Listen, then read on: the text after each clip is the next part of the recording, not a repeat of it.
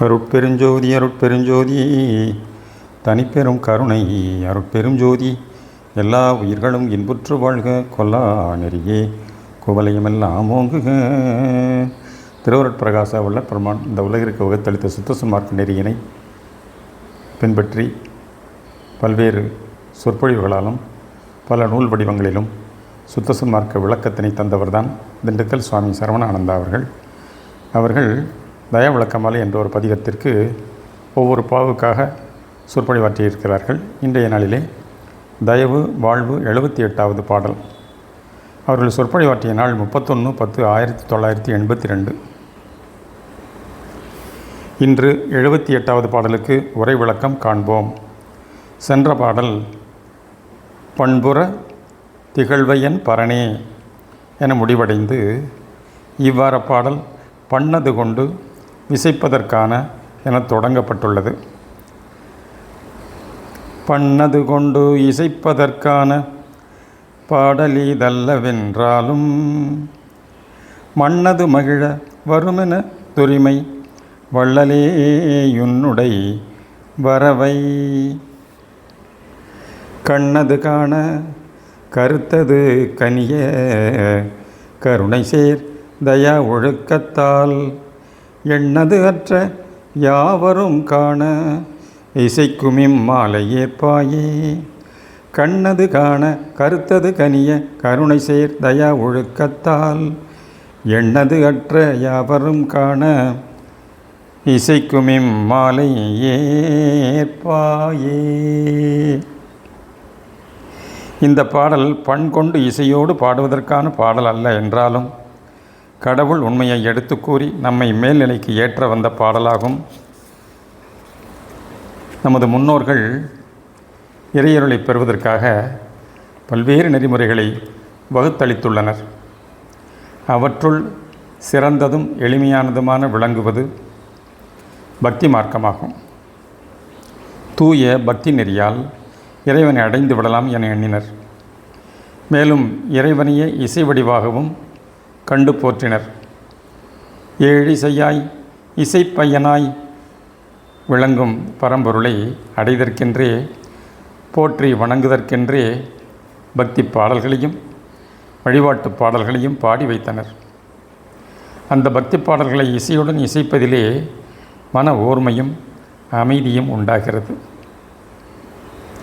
இசைக்கு அடிப்படையானது ஸ்வரங்கள் எனவும் அவை 7 ஆக ச ரி க ம ப த நீ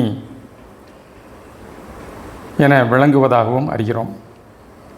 ஸ்வரங்கள் இக்கால கண்டுபிடிப்பு ஆகும்.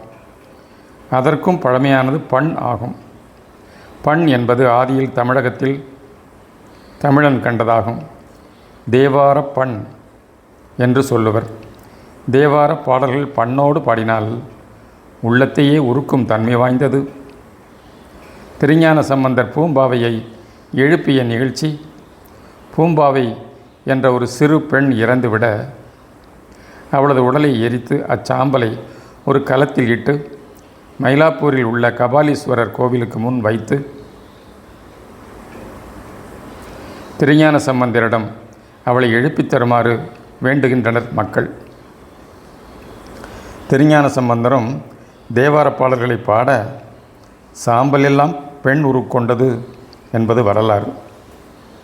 இதனை வள்ளல் பெருமானும் திருவருட்பாவில் போற்றி கூறியுள்ளதை பண்ணால் உன் சீரினை சம்பந்தர் சொல வெள்ளலும்பு பெண்ணானதென்பார் பெரிதன்றே அண்ணா சைவ வடிவாம் ஞான சம்பந்தர் சீர் உரைக்க தெய்வ வடிவாம் சேம் சாம்பல் சேர்ந்து சைவ வடிவாம் ஞான சம்பந்தர் சீர் உரைக்க தெய்வ வடிவாம் சாம்பல் சேர்ந்து. இப்பாடலில் வெள்ளெலும்பு பெண்ணாக மாறியது ஒன்றும் அதிசயமல்ல. எலும்பும் எரிந்து உண்டான சாம்பல் பெண் உருவம் பெற்றதே என்று போற்றப்படுகிறது. மேலும் இப்பாடலில் சொல்ல உரைக்க என்னும் இரு சொற்கள் அமைந்துள்ளன. சொல்லுதல் புறத்தே இருந்து வருவது, உரைத்தல் உள்ளத்து உணர்விலிருந்து அகமிருந்து வெளிப்படுவது ஆகும். இவ்வாறு இசையால் பேரற்புத நிகழ்ச்சிகளெல்லாம் நடந்துள்ளன என்பதை புராணங்கள் கதைகளிலிருந்து அறிந்து கொள்ளுகிறோம். இசையில் மயங்காத உள்ளம் இல்லை. பறவைகள், விலங்குகள் எல்லாம் இசையில் மயங்கி நிற்கும். ஓரறிவு உடைய தாவரங்கள் கூட இசையை உணர்கின்றன என்பதை அண்ணாமலை பல்கலைக்கழகம் தமது ஆராய்ச்சிகளை நடத்தி நிரூபித்து உள்ளது. தினந்தோறும் தாவரங்களின் முன்னிலையில் சிறிது நேரம் இசையை இசைத்து கொண்டே வந்து ஆராய்ந்ததில் அத்தாவரங்களின் வளர்ச்சியும் பலனும் அதிக அளவில் இருப்பதை கண்டுள்ளனர். எனவே இசையானது எத்தகைய கடின மனங்களையும் உருக்கும் தன்மை வாய்ந்தது. கல் மனங்களை கரையச் செய்வது. அகத்திய முனிவரின் இனிய இசையில் கல்லே கரைந்தது என்பர். ஒருமுறை ராவணனுக்கும் அகத்தியருக்கும் ஒரு போட்டி ஏற்பட்டது. இருவரும் யாழ் கொண்டு இசைப்பது யாருடைய இசைக்கு கல் உருகுகிறதோ அவருடைய இசையே சிறப்பானது என்று முடிவு செய்தனர். அதன்படி முதலில் ராவணன் இசைக்க கல் உருகவில்லை. பின் அகத்தியர் இசைக்க ஆரம்பித்தார். ராவணன் தன்னுடைய யாழையும் கீழே வைத்துவிட்டு தன்னையும் மறந்து இசையில் மூழ்கி கிடந்தான். அச்சமயம் அகத்திய முனிவரின் இசையால் கல் உருகி ஓட ஆரம்பித்தது. அதில் ராவண யாழ் சிக்கிக்கொண்டது. இசை நின்றதும் கல் உறைந்து விட்டது. ராவணனின் யாழை எடுக்க இயலவில்லை. பின் மறுபடியும் அகத்தியர் இசையால் கல் உருக யாழினை எடுத்துக்கொண்டான் என்பது கதை. இசையை தெய்வமாகவே கருதி நாத பிரம்மம் என போற்றினர். இசையின் சிறப்பை உணர்த்தும் பொருட்டே தெய்வங்களின் கைகளில் எல்லாம் வீணை, சங்கு, தம்புரா, உடுக்கை, மத்தளம், புல்லாங்குழல் போன்ற இசை கருவிகளை கொண்டு விளங்குவதாக காட்டினர். யாழ் ஒரு பழமையான கருவி. அதில் மகரயாழ், செங்கோட்டியாழ் என பல வகைகள் உண்டு. அதில் செங்கோட்டியாழ் சிறப்பு வாய்ந்தது. இது குங்குமப்பலாவினால் செய்யப்பட்டிருக்கும். யாழில் சிறு மாற்றங்களை செய்து வீணை உருவாக்கப்பட்டுள்ளது. வீணை நமது முதுகெலும்பு தொடரை ஒத்திருக்கும். எனவே முதுகெலும்பு வீணாதண்டம் என்றும் சொல்லப்படும். முதுகெலும்பு தொடரை ஒட்டி இருபுறமும் நரம்புகள் செல்வதை போல வீணையில் தந்திகள் அமைந்துள்ளன. இராவணனுடைய வீணை 1000 தந்திகளை உடையது என்று சொல்லப்படும். இராவணன் தன் இசையின் வலிமையால் கைலாசக்கிரியையே தூக்கினான் என்பர். மன ஓர்மையோடு பாடப்படும் பாடல் உள் ஆழப்பாட்டு எனப்படும். இதை போலவே இசையால் மழையை வருவிக்கலாம். இசையால் தீபத்தை எரியச் செய்யலாம். தீபக ராகத்தால் இசையை இசைப்பதால் அவ்வாறு தீபமும் எரியும். ஒரு விளக்கில் எண்ணெய் ஊற்றி திரியிட்டு வைத்து மன ஓர்மையுடன் அதனையே பார்த்து கொண்டு தீபகராதம் ராகம் பாடும்போது மூலாதாரத்திலிருந்து அக்கினியை மேலெழுப்பி அது புருவனுடைய இடத்திற்கு வந்து அங்கிருந்து அது தீபத்தை பற்றி எரியச் செய்யும். இவ்வாறு இசையால் பல அற்புத சக்தி சித்திகளை பெற்றாலும் அவையெல்லாம் இறைவனோடு வாழக்கூடிய இன்ப வாழ்வை கூட்டி வைக்கவில்லை. மண்ணது மகிழ வருமெனதுரிமை வள்ளலேயுன்னுடைய வரவை என்னும் வரிகளால் பரம்பொருளே இத்தயா விளக்கமாலையின் பாடல்கள் பண்கொண்டு இசையோடு இசைப்பதற்கு உரிய அல்ல என்றாலும் மண்ணது மகிழ இம்மண்ணுலகில் வாழ்கின்ற மக்கள் எல்லாம் ஓய்வு பெற்று உலவா இன்பில் வாழ்வதற்காக வருகின்ற வள்ளலே, இது உன்னுடைய வரவை அறிந்துணர உதவுவதாக உள்ளது. மண்ணது என்பது இடவாகு பெயராக உள்ளது. கண்ணது காண கருத்தது கனிய கருணை சேர் தயா ஒழுக்கத்தால் என்னும் வரிகளால் எந்த ஒன்றையும், பொருளையோ மனிதரையோ காட்சியையோ முதலில் காண்பது கண்களே. கண்ட காட்சியானது உணரப்படுவது உள்ளத்து உணர்விலேதான். உணர்ந்து கொண்டவை உலகில் பயனுள்ள செயல்களாக வெளிப்பட்டு விளங்க கனிவு வேண்டும். அந்த கனிவு ஜீவதயவாக வெளிப்பட வேண்டும். அதற்கு கருணை செயல் தயா ஒழுக்கமே துணையாகிறது. கருணை, தயவு என்ற சொற்கள்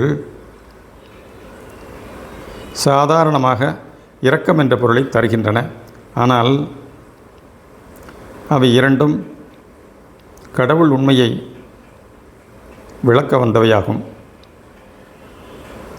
கருணை என்பதில் க 1 என்ற எண்ணையும் ரு 5 என்ற எண்ணையும் குறிக்கும். நை என்பதில் எண் ப்ளஸ் ஐ ஐ என்பது தலைவன் என்ற பொருளாகும்.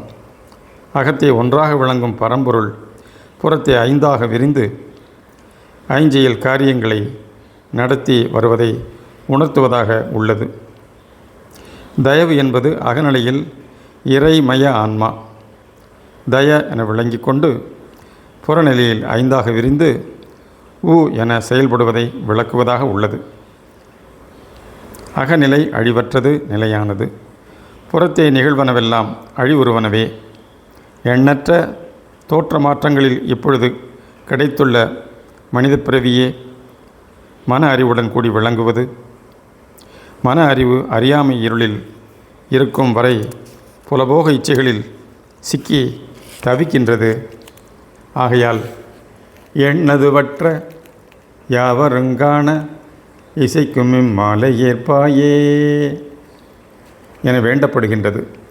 எண்ணதுவற்ற என்பது இவ்வளவு என்று கணக்கிட்டு சொல்ல முடியாத எண்ணற்ற மக்களும் தயை நிரம்பிய ஒழுக்கத்தால் அகவிழிப்பு உண்டாகி உன்னை கண்டு மகிழ வேண்டும் என்றே இதனை வனைந்துள்ளேன் என்பது ஒரு பொருள். எண்ணதுவற்ற என்பது நிலையில்லாது ஓடி அலைவுறும் மனமானது பிற எண்ணங்கள் சிந்தனைகள் எல்லாம் வற்றி போக, இவ்வாறு போக, இல்லாது போக உன்னையே எண்ணி அமைதி காண வேண்டும் என்பது ஒரு பொருள். அன்றி எண்ணது அற்ற என்னும்போது அற்றல் என்றால் அற்றுப்போதல், ஒழிந்து போதல் என்பது பொருள். எண்ணம் ஒழிதல் வேண்டும், மனம் இறக்க வேண்டும் என்ற பொருளை தருகின்றது. சினம் இறக்க கற்றாலும் சித்தியெல்லாம் பெற்றாலும் மனம் இறக்க கல்லார்க்கு வாயேன் பராபரமே என்பது தாய்மானவர் பராபரக்கண்ணி பாடல். முன்னோர் கண்டது அந்த நிலை. ஆனால் இப்போது மனம் ஒடுங்கவோ இறக்கவோ கூடாது. அது தயவால் நிரம்பி செயலோடு வாழ வேண்டும். அதற்கு உதவ வந்ததே இத்தயா விளக்க மாலை. இதனை இசைக்கு இசையா பா என்று தள்ளிவிட வேண்டாம். இது இசைக்கு இசையும் பா ஆகவும், அதாவது பல ராகங்களிலும் பாடக்கூடியதாகவும் உள்ளது. மேலும் இது இசைக்கு இசையா பா ஆக வெறும் புகழ்ச்சிக்கு இசையாத பாடலாக இறையருளையே நோக்கமாக கொண்ட பாடலாகவும் விளங்குகின்றது. ஆகையால் வள்ளலே, நீ உலகறிய தோற்றுவதைக் கண்டு உலகம் உய்ய இதை ஏற்றருள்வாய் என வேண்டப்படுகிறது. மனத்தின் கனிவு இரக்கமாக, அன்பாக, தயவாக வெளிப்பட வேண்டும். வெறும் இசையும் பக்தியும் உள்ளத்தையே உருக்கும். ஆனால் அது கடவுள் நிலையை அடைவதற்கு உதவா. அதற்கு ஆன்ம உருக்கம் வேண்டும். மனிதன் மேல்நிலையை அடைவதற்கு ஜீவதயவே வழியாகும். பிற உயிர்கள் படும் துன்பங்களைக் கண்டு உள்ளம் நெகிழ்ந்து உதவுவது, இயலாத போது அத்துன்பம் நீங்க பிரார்த்தனை செய்வது ஜீவதயவு ஆகும். கடவுள் தயவு அப்படி அல்ல. உலகில் மக்கள் எண்ணற்ற துன்பங்களில் மூழ்கி தவித்தாலும் அதனை பார்த்தும் பாராதவள் போல் இருக்கின்றார். ஏன் உடனே அத்துன்பங்களை நீக்கக்கூடாது என வினவலாம். மனிதனுக்கு ஏற்படும் துன்பங்களை உடனுக்குடன் நீக்கிவிட்டால் அவனுக்கு பக்குவ அனுபவம் உண்டாகாது. அவன் மேல்நிலையை அடைய முடியாது. நியதிப்படி படவேண்டிய துன்பங்களை பட்டு இது நன்று, இது தீது என உணர்ந்து மேல்நிலையை அடைய வேண்டும். அப்போதுதான் அவனுக்கு புற உலகில் உள்ள பற்றுகள் குறைந்து அருள் நாட்டம் ஏற்படும் என்பதே. இதனால்தான் சில சமயங்களில் மனிதன் துன்பம் வரும்போது உள்ளமுருக கண்ணீர் பெருக பிரார்த்தனை செய்தாலும் அழுது தொழுதாலும் ஒரு பயனும் ஏற்படுவதில்லை. நாம் கேட்டாலும் கேட்காவிட்டாலும் நமக்கு என்ன தேவையோ அவற்றை அறிந்து தடையின்றி வழங்கி வாழ்விப்பவர் அவரது தயவு பெருந்தயவாகும். எனவே நாம் நல்லவற்றையே எண்ணி நல்ல செயல்களையே செய்து வந்தால் பிறர் செய்யும் தீமையும் நன்மைகளாக அமையும். தயவு ஒன்றே நம்மை மேல்நிலைக்கு ஏற்றி விடுவதாகும். கண்ணார் கண்டு உளத்திற்கொண்டு கருணையால் உருகி தயா உணர்வாகும் ஒன்றே தயவு செயலாக வெளிப்படுவது. இத்தயவை மேற்கொண்டு வாழ பழகுதலே தயா ஒழுக்கம் என இங்கு கொள்ளப்படுவது. இதனால் உலக மக்கள் ஒவ்வொருவரும் இவ்வொழுக்கம் ஏற்று வாழ்வதால்தான் உண்மையான இன்ப வாழ்வு எங்கெங்கும் தழைத்து ஓங்கும். ஓங்குக தயவு நிறை ஒழுக்கம். அருட்பெருஞ்சோதி அருட்பெரும் ஜோதி தனிப்பெரும் கருணை அருட்பெரும் ஜோதி தயவு.